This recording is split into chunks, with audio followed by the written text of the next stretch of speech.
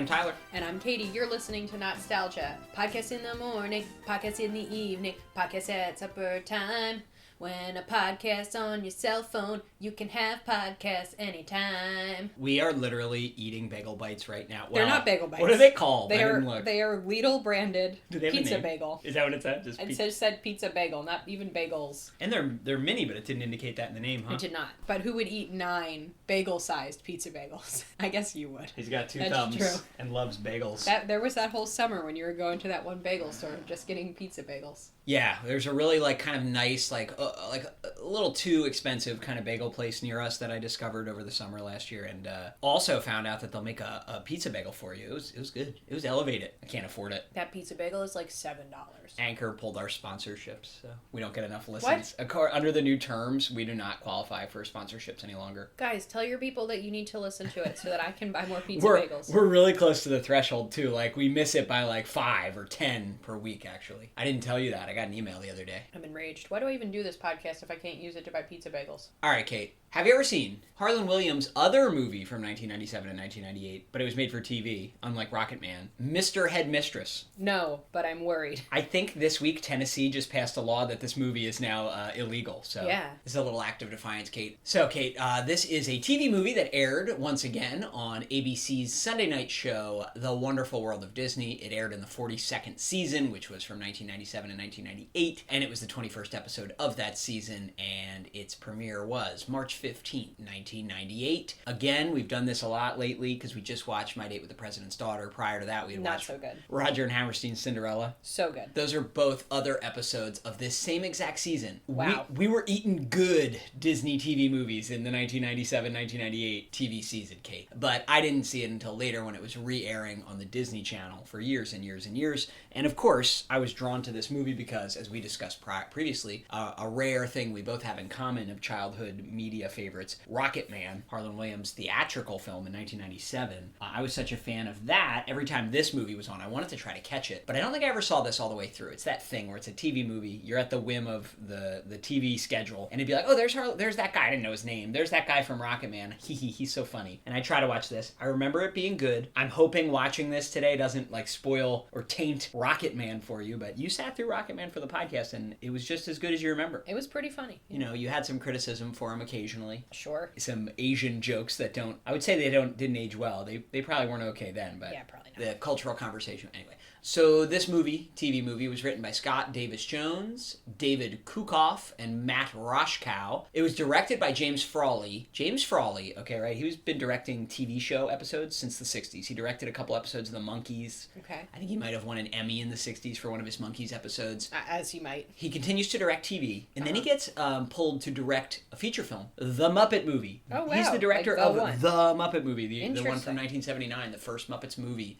But then he continues in TV for the rest of his career. Towards the end of his career, some of the last TV he ever directed before he retired and then died were episodes of Grey's Anatomy and Private Practice. Sure. And then he died. Well, everyone on Grey's Anatomy. Yeah, but he died 10 years after he directed Grey's Anatomy. 3 episodes of Grey's Anatomy. Was he killed by an icicle? He was not, but proximity to Grace Sloan Memorial Hospital is fatal. Done. So, just interesting. I mean, I thought that this little bit of research really ties together all of our interests, things that I never thought we'd be able to tie together in one episode of Not-Stalgia. The Muppets, Harlan Williams, the Disney Channel, and Disney made-for-TV movies, and Grey's Anatomy. Who would have guessed? This movie, of course, stars Harlan Williams, but it also stars Katie Sagal. You are not very familiar with Katie Sagal because you've never seen Married with Children, yeah? I haven't seen that, no. One day we'll get to it. You'll be disgusted by it. It's raunchy. I should not have been watching it at age 12 when I was watching it in reruns, but I loved it. So, Married with Children, the lead actor, the stars are Ed O'Neill, who you later knew as the grandpop from Modern Family, the one married to Sofia Vergara on that show. He's pretty funny on that. Sure. And then Katie Sagal plays his wife on Married with Children. And they're just a dysfunctional, very, they're supposed to be more relatable, like an anti-Cosby show. It's one of those things, just like The Simpsons is the anti-Cosby show. Now, in retrospect, I prefer to be a member of the Simpson family or the Bundy family. Their name is also Bundy, not because of Ted Bundy. Anyway, she's the lead on that, but she pops up. She's the voice of Leela on Futurama. You've heard her there, okay. Katie Sagal. I know who that is. But she pops up in stuff. She's in some Disney Channel original movies, but she's in this. The plot, from what I remember as a child is Harlan Williams is an escaped convict of some sort. I don't know what his crime was. Okay. But he's a jailbird. He escapes. For some reason, he ends up hiding out at, I believe, an all-girls like prep school. But he has to dress as a woman to disguise himself as the headmistress. For whatever reason, you know, maybe they don't know what the headmistress looks like she's supposed to arrive soon, so he pretends he's her. And so it's kind of like a Mrs. Doubtfire turn, but not as good because it's not Robin Williams. Make sense? That's the premise. I'm a little worried. That's the premise of this film. Maybe I'm a lot worried. So just interesting that he's the star in a theatrical movie, Rocket Man, which doesn't feel like a theatrical movie. It feels like a TV movie. That feels like it's made of cardboard. In October 1997, and now he's in the lead in this made-for-TV movie. Feels like a step down in March 98, a couple months later. Man's got to work. Man's got to eat. Got to eat that Canadian bacon. Let's see what it's all about. I want you all to imagine you're Hester Prynne and... Prynne. Yes, Hester Prynne. And you're dating this wonderful chap who turns out to be a big man on campus. But then suddenly his friends start saying things about you, whispering behind your backs. The next thing you know, they're telling him that you're not good enough for him. Typical. Typical indeed. One day, he comes up to you out of nowhere, and he says, "It's over. Over!" Next thing you know, you're walking around with a big A on your sweater. You mean like a varsity letter? Well, sort of, darling, but this isn't exactly the type of team you want to be on, if you know what I mean. So, what you're saying is that the letter A that Hester Prynne wears is kind of like the letter L that we wear, for loser. Exactly! Excuse me? Well, not exactly. You're not losers. Get that straight. You're not losers. Neither was Hester Prynne. You see, women heralded her as a heroine throughout the centuries.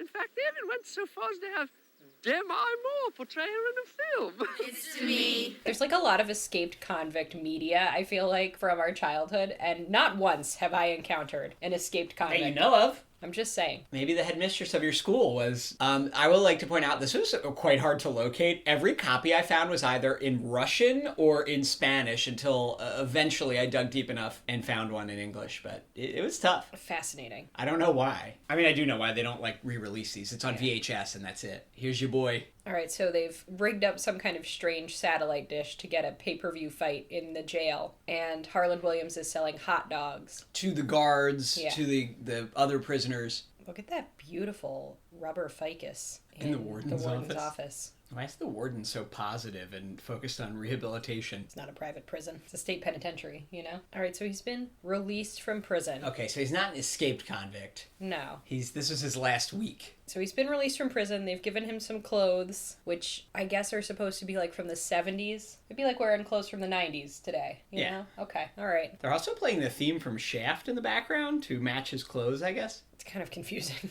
Why is Harlan Williams' neck so thick? Look at it. So there's some kind of scam that we're running with fake plates. So he's out of jail and immediately is committing crime again. I can't tell what this movie wants to be, right? Harlan Williams' delivery, I can't tell if he's trying to be funny or if he's trying to be so deadpan that it's funny. It's not really landing for me. I do like his platform shoes. They're back. The writing on this feels really clunky though, doesn't it? Yes. You can tell that the jokes are there, but none of them are landing. It's amazing that this was part of the same season as Rodgers and Hammerstein's Cinderella. They blew their writing budget, I believe, so that they could have Whitney showing up over and over. All right, did we just see a tall, thick-necked woman? We sure did. Harlan Williams is now on a train, so he's now being pursued by whom? 2 villains who he used to, do crimes with. Now, Harlan Williams has knocked out the tall woman in a conservatively cut suit. She had a wig on for some reason. And he has now done a fabulous job of applying 90s style woman makeup, put on clip-on earrings, is wearing a blazer and a skirt suit. It's all been done very quickly. I'm incredibly impressed. And he looks kind of like Julia Child? He did, right? Yeah. You're getting a Julia Child vibe here, a little French chef. Yeah. Okay. I didn't get that as a kid, but I think that is deliberate. All right, so now a man has ambushed Harlan Williams on the train platform and said, "I've come to pick you up, Miss Basco." Yeah, these hijinks just keep escalating. Harlan Williams is just yes-anding his way in to this girls' school. So are we going to have to hear Harlan Williams talk like this for the whole time? Ms. Bascom, in addition to being the new headmistress of this school, is an accomplished author, researcher, and this man has stolen her place. All right. Here's Katie Seagal. How am I gonna know it's her when she talks? All right, so the girls at this academy are Naughty. poorly behaved. They've driven out the previous headmistress. If you had to pass as a headmistress of a girls' school, do you think you could do it? No, I think I would sound like this. Or worse. Do your best Mr. Headmistress voice. Hello! He's just doing a bad Mrs. Doubtfire. He really is. Right? Ooh. I wasn't really paying attention, but it sounds like there's money to be had here. He'll get like a bonus if he lasts a certain amount of time. Because he was about to try to tear out of there once he realized what's going on. Because he's been stumbling into these situations. But now that he knows that there's like $500,000 on the line, if he can last, he's all about it. I'm a little bit confused here.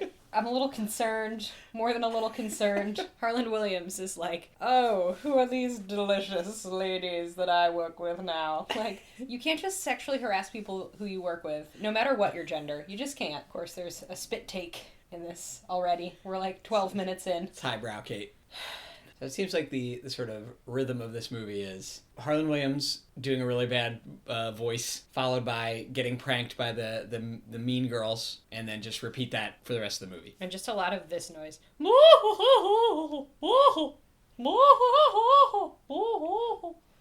Huh? Alright, so they keep mentioning this last headmistress. I think they killed her. I think they might have killed her. What's going to be the message if what we assume is going to happen, he gets the girls all, in shape, everything's working great? Is it that the women before him couldn't do it, but any man, literally any man could? Katie Seagal playing the disciplinarian is like, all right, we're just going to unseat this new headmistress because I want to be the headmistress. Why don't these women just team up? Oh, wait, never mind.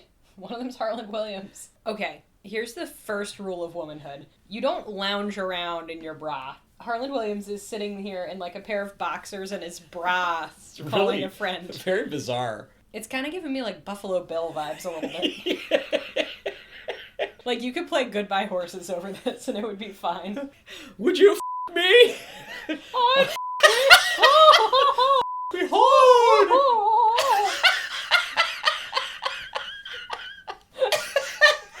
See, here's the central conceit of any cross-dressing? Can we say that? Can we say that anymore? Of any, this is He's cross-dressing. cross-dressing, He's not correct. transgender. Correct. Of any cross-dressing movie, you gotta wake up at least 2 hours before everybody else wakes up. Right. You gotta Miss Maisel that shit. Gotta get your face on, get your hair on, get your boobs on. Is this an indictment of private education? I'm confused. The school's doing very badly, and the money that he's going to get, the $500,000, is also contingent on the girls' grades improving, because they're so bad right now. So we only have 2 days to do this, to reform the entire school? Meaningfully improve their outcomes. Was this movie written by, like, your state's Department of Education? Like, oh, we could turn this around in 2 days, guys, let's go! We just need a man in here! I think the state of Florida just made it so that currently incarcerated people can teach without a degree. He is teaching every one of their classes now with no... it is a private school. You don't need any licensing. So I guess that makes sense. Harland Williams has decided to come lead the science class and has just burst a lab table into flames. Why would they do this? Well, the girls switched the chemicals on him. So Harland Williams has just walked into this girl's dorm room and has, like, discovered them eating a pizza and just starts eating it. It's like, oh, I'm gonna have that. Don't mind if I do. So she knows all the tricks. Well, Harland Williams knows all the tricks because he has been incarcerated. So he just found the money stash. Because it's hidden in the S-trap of the drain, just like his was. They might be making toilet wine. Check in there. Oh, tomatoes and white bread fermenting in the toilet tank. Sipping it with a ladle.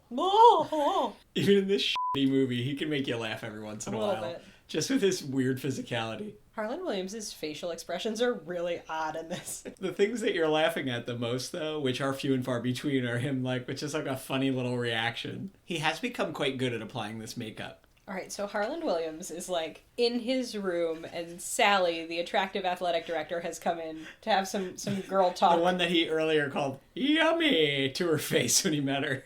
Alright, so the girls' grades have gone up, but this lecherous punk of a donor is like, not only should their grades go up, Yeah, they have to be a winning field hockey team. He's adding on conditions to this donation. He's not just a donor. This is the guy the school's named after. He's the founder of the school. And it's good. Harland Williams is getting the true experience of being a woman now. He's being sexually harassed. Yeah. Especially by a man who can withhold this financial thing for the school.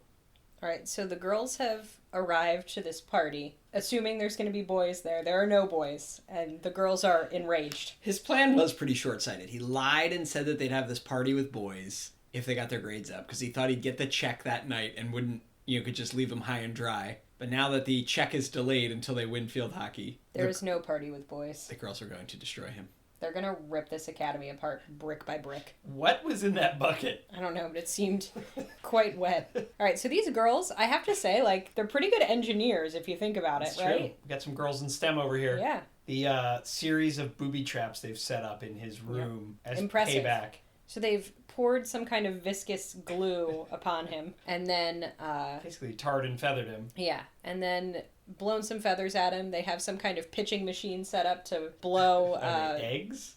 I think they're softballs, maybe? Look at that huge bunion on that man's foot. Did he make a Kunta Kinte joke? He did. It's all bad. The bunion, the Kunta Kinte joke, and his toenail does not look healthy either. Look at it. Oh, God, I hate feet. Is he good at rugby coaching, too? Blasted Harland Williams with these field hockey sticks. Just slamming him in the shins. So the deputy disciplinarian, this little woman who follows Katie Seagal around, is, roaming around the grounds at night and sees Harland Williams hiding. Dressed as man himself. Harland Williams, in the room. It's there's a man in her room. Yeah, she thinks that the headmistress is sneaking a man in there. Harland Williams has gone to Beryl's dorm to be like, we gotta win this field hockey game, and now she's ready to have a heart-to-heart about her father's late absence in her life. So now Harland Williams has to be both dad and mom. Alright, so after one heart-to-heart with Harland Williams, Beryl will become the positive leader she was destined to be. Thank God a man finally came in and shaped up this academy. Yeah.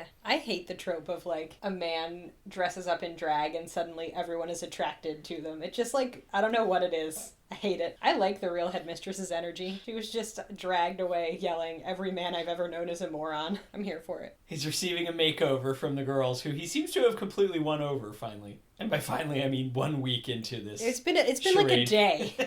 Also, did they give him a makeover? He looks exactly the same. What did they do? There's not much you can do with Harland Williams, baby. This is a lot. This could have been a skit. It is. It's a series of skits barely connected by plot. Yeah, no, this is one stretched out skit. All right, so now, for some reason, Harland Williams is going to teach the girls some kind of special field hockey slap shot technique. That heretofore we did not know he knew. If this movie thinks for 1 second it could make us feel something.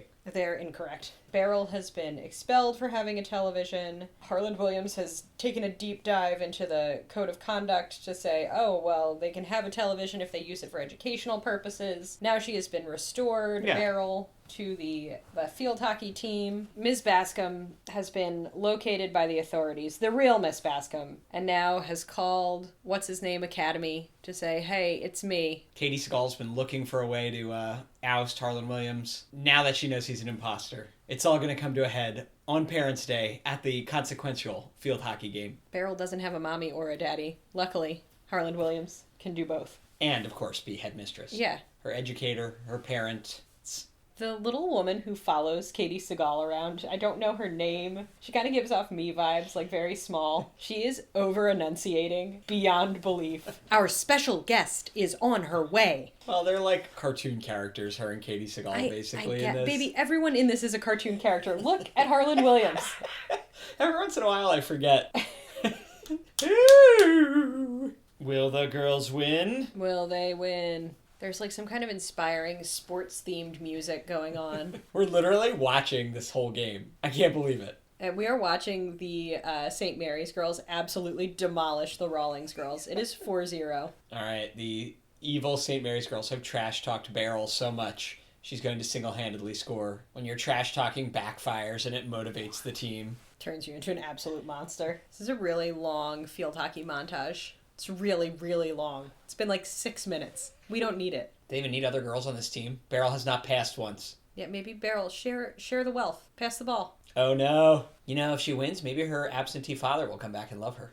Doubtful. Just brains another kid. Aren't you, like, not allowed to let your stick be that high it's up? very clearly high sticking. All right, so Beryl did not share any of this. Did not share the ball at all. You know, in the first half of the game, she was, and they weren't scoring. And then once she started just playing like a one-woman team, they started winning, so... Oh no, Harlan Williams must now face the moral dilemma. Will he steal the donation, or will he let school have it? I would love it if he just took the money and went, and, like, did not learn a lesson. Me too. Be very realistic. Oh no. What would you do if you could get money or... I think I could justify taking the money because this is a private school Yeah, that's true. where all these parents are paying full freight. Yep. If he was stealing this from a public school, that would be atrocious. Harlan Williams has come clean. Yeah, he's been unmasked. He's taken his wig off, He's and now revi- he's running away. Yeah. To be fair, he was going to explain it all to them, but those other two bad guys are now pursuing him, so he had to run away again. This movie had like 9 endings, and it should have been over by now. Wow. So Tyler. he was about to be executed by the two guys. They had guns drawn, aimed at him.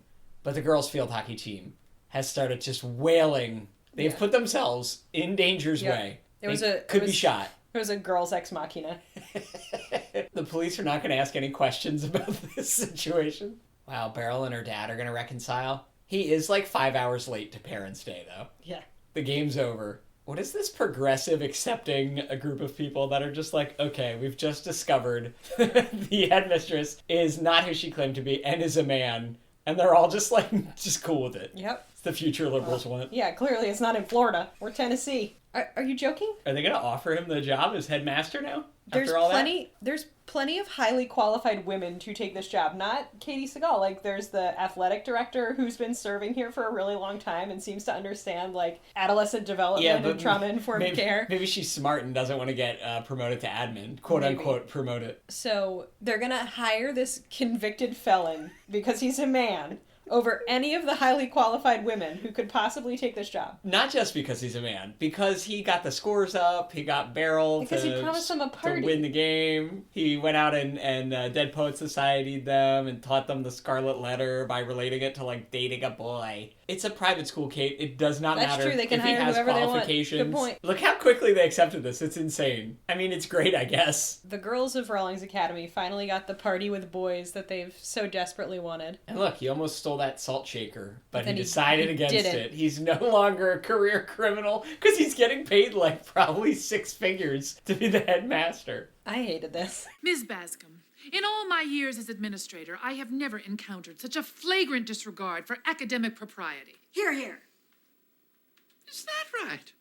Well, in all my years at the place I was at all these years, I have never seen such a heavy-handed, dare I say, penal approach to education. Well, forgive me for not being the life of the prep school, not to mention the life of the party.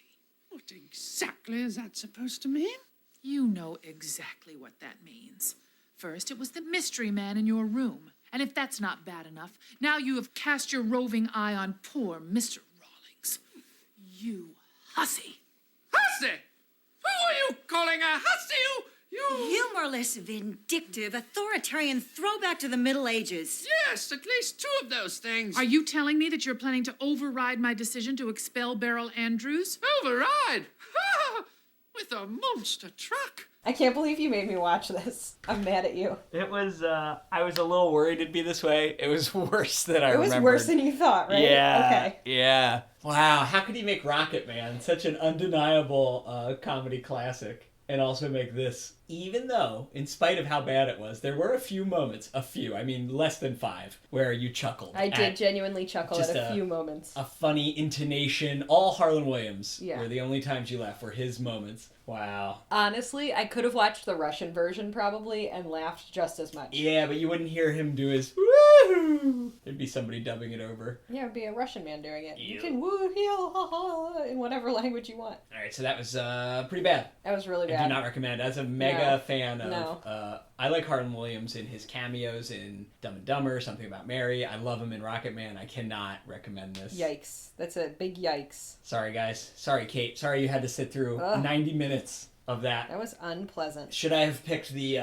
garbage picking, field goal kicking Philadelphia phenomenon instead? Maybe. It's also from The Wonderful World of Disney. Another time. All right, guys, that was a real dud. Tune in next week. Hopefully, it won't be again. No promises, though. I guess this proves the thesis of the podcast. It wasn't all roses. You know, just because we watched it when we were kids and laughed at it then doesn't mean it holds up. Doesn't mean it had any value whatsoever, other than to keep us busy for an hour and a half as kids.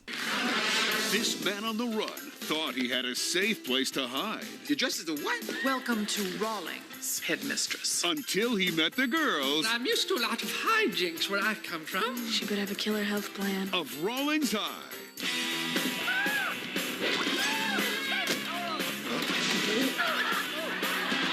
You're good, girls, you're good.